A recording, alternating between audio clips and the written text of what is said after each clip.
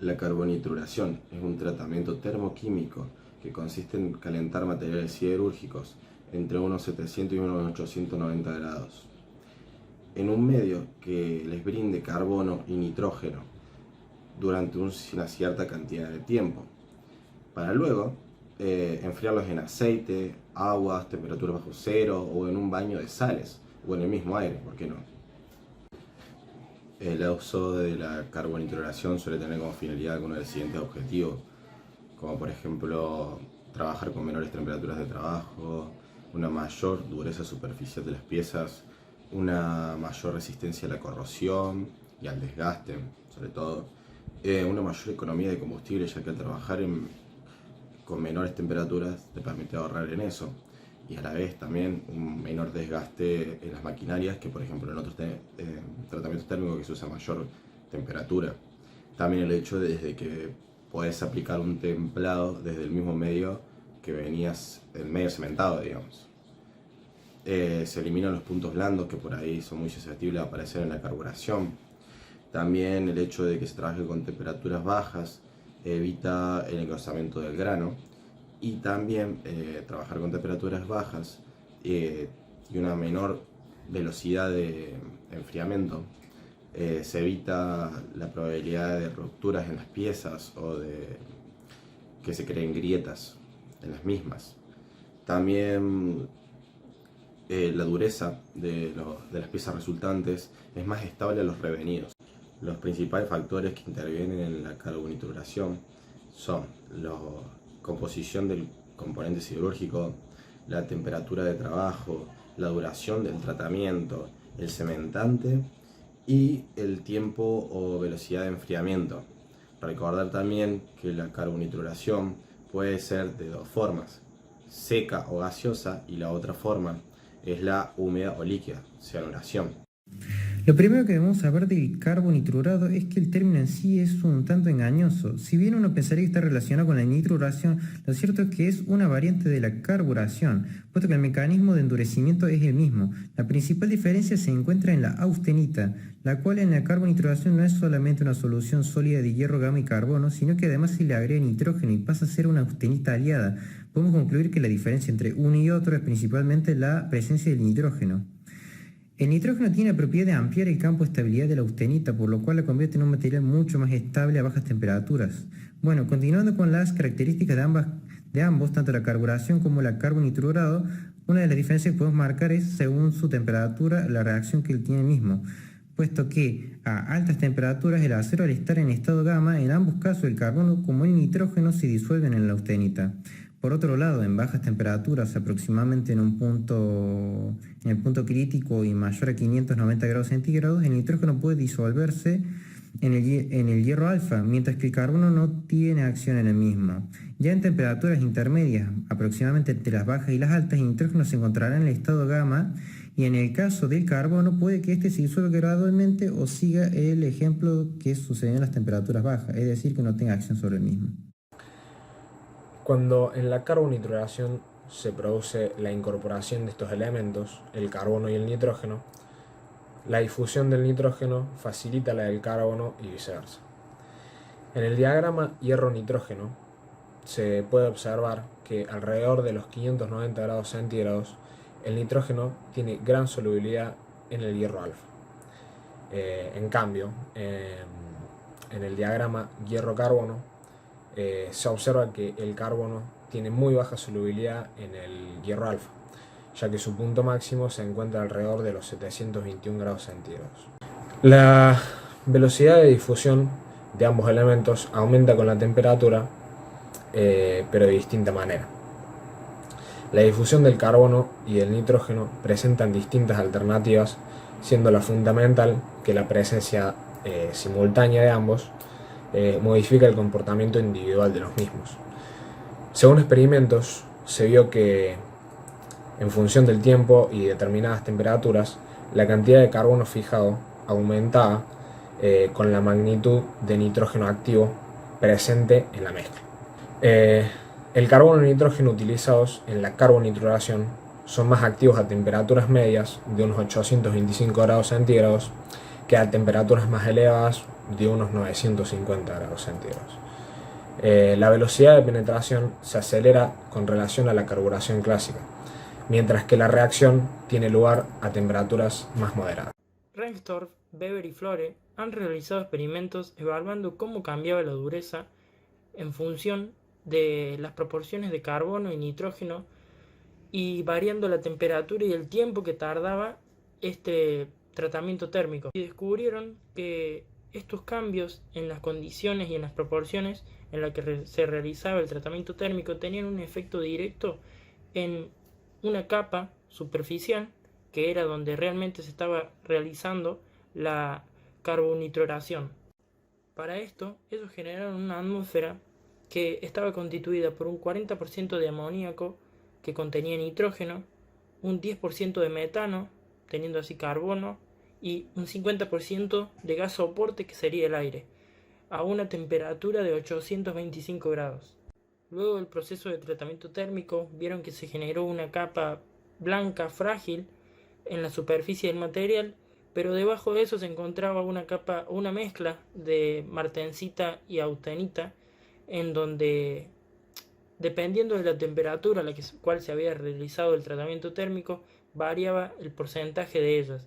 Por ejemplo, con una temperatura mayor, el porcentaje de nitrógeno era menor, lo que generaba menor austenita, teniendo así un porcentaje mayor de martensita, generando una dureza más alta. A continuación, en el primer gráfico podemos ver el porcentaje de austenita en función de la temperatura, teniendo así a una mayor temperatura menor porcentaje de austenita, haciéndolo un material más duro, y a menores temperaturas un mayor porcentaje de nitrógeno, lo que generaría un mayor porcentaje de austenita. En el segundo gráfico podemos ver cómo, dependiendo del porcentaje de austenita que tengamos, va variando la profundidad en donde se realizaba o en donde tenía efecto la carbonitrurización. Y por último, en el tercer gráfico vemos cómo en función de la temperatura varía el coeficiente de dureza. Esto se debe a que a mayores temperaturas tenemos un menor accionar del nitrógeno, lo que nos genera un menor porcentaje de austentita residual, dándonos una mayor dureza, y también a mayor temperatura tenemos una profundidad mayor de la capa carbonitrorizada. En el control de la carbonitroración, los métodos más utilizados para la inspección, digamos, son la determinación de la dureza y la medición del espesor de la capa.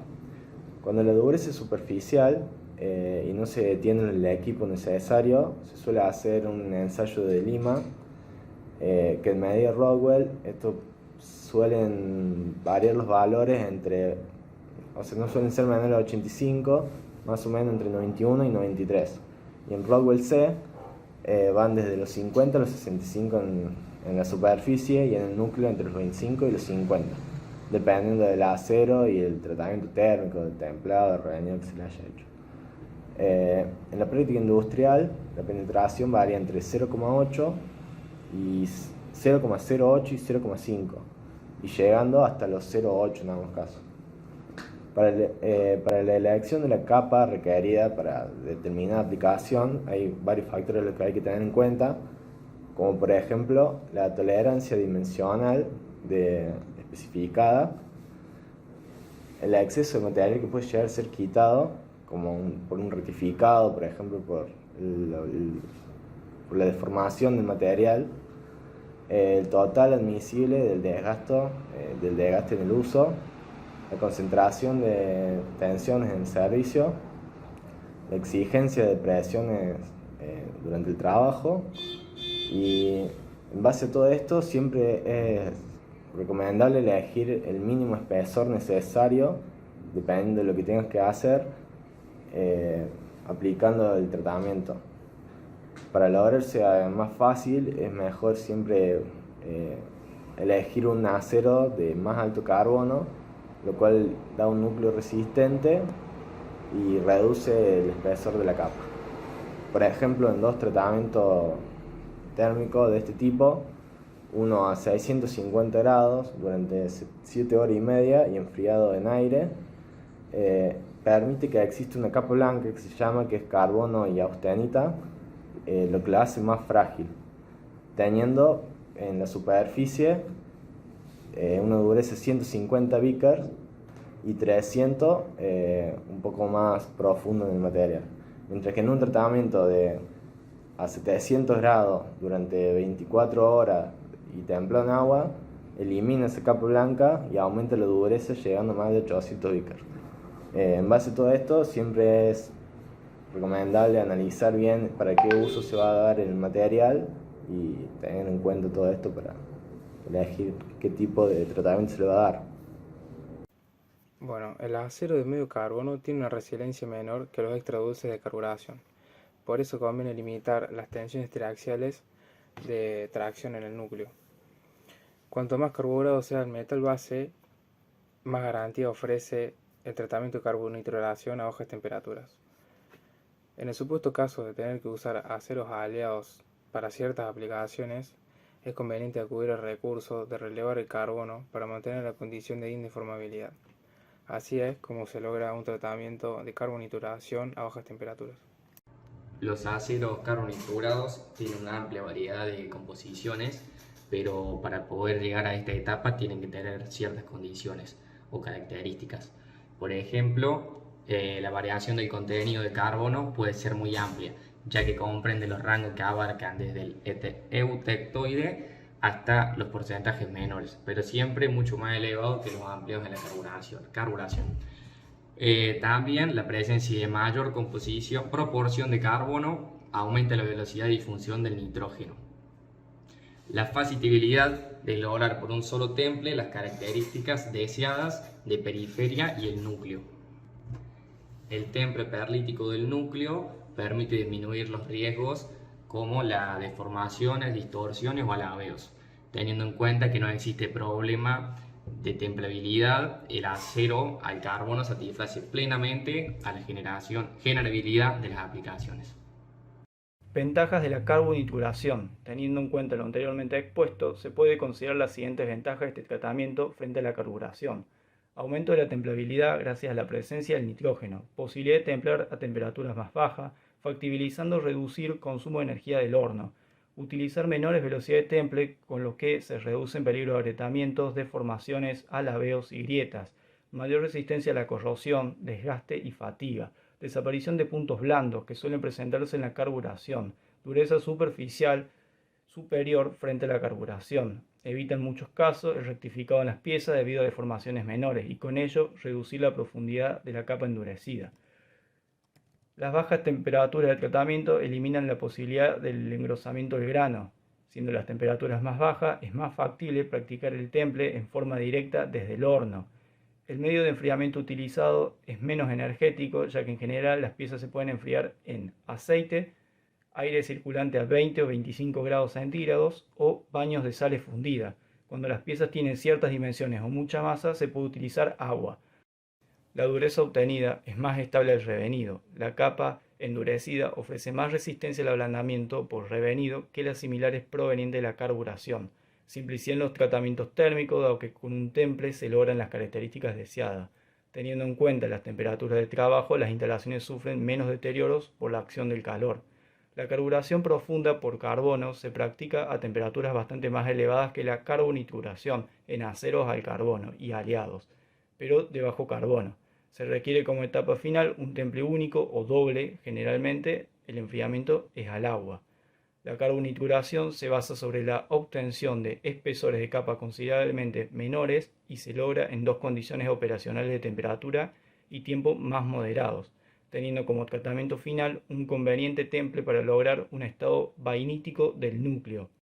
Cuando se realiza la carbonituración a bajas temperaturas, que es mucho más conveniente para muchas aplicaciones y en particular para aceros de mayor contenido de carbono, el núcleo no alcanza a austenizar por encontrarse en un rango de temperatura muy bajo. Por consiguiente, al efectuar el temple, el núcleo no sufre cambios y la periferia endurece notablemente.